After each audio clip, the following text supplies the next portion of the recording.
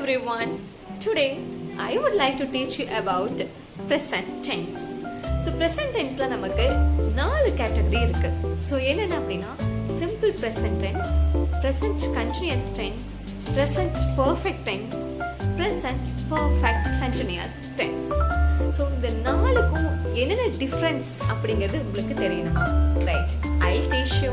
So first, simple present tense அப்படிங்கிறது என்ன அப்படின்னா நம்ம ஒரு விஷயத்தை பண்ணிட்டு இருக்கோம் அப்படிங்கிறதுக்கான மீனிங் கிடையாது. ஸோ அது என்ன அப்படின்னா ஜென்ரலாக ஒரு ட்ரூத்தை ரெஃபர் பண்ணுறதுக்கு அதே மாதிரி நம்மளுடைய ஒரு ஹேபிச்சுவலை ரெஃபர் பண்ணுறதுக்கும் மீனிங் வந்து கொடுக்கும். அதுதான் சிம்பிள் ப்ரெசன்ட் டென்ஸ் அப்படின்னு சொல்லுவாங்க. For example, I Singh a song. Okay, நான் இந்த சென்டென்ஸில் என்ன மீன் பண்ணுது அப்படின்னா நான் வந்து பாடுவேன் அப்படிங்கிறத மீன் பண்ணுது. அதே மாதிரி இது வந்து என்னுடைய ஒரு ஜென்ரலான ஒரு ட்ரூத்தாக கூட இருக்கலாம். Okay, at present I am not doing this action, so which means simple present tense. Present continuous tense. Present continuous tense அப்படின்னா நம்ம அந்த விஷயத்தை அட் ப்ரெசன்ட் பண்ணிட்டு இருக்கோம் அப்படிங்கிற மீனிங் தான். ஓகே, ஸோ ஃபார் எக்ஸாம்பிள், ஐ ஆம் சிங்கிங் அ சாங். இப்போ நான் வந்து பாடிட்டு இருக்கேன். ஓகே, ஸோ நான் வந்து பாட்டு பாடிட்டு இருக்கேன் அப்படிங்கிற மீனிங் வந்து இந்த சென்டென்ஸ் வந்து கொடுக்குது.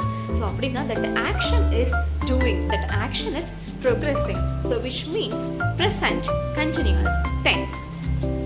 The third one is present perfect tense.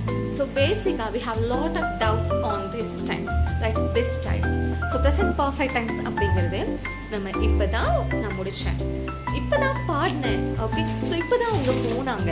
Okay, now only have done my work. இப்பதான் நான் என்னுடைய ஒர்க்கை முடிச்சேன் அப்படின்னு சொல்றோம் இல்லையா? அதுக்கு வந்துட்டு ப்ரெசன்ட் பர்ஃபெக்ட் டென்ஸ் வந்து நம்ம யூஸ் பண்ணலாம்.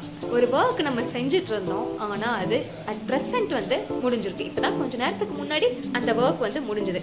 S, I have done this work just now only. Yes, he has gone just now only, go and check him.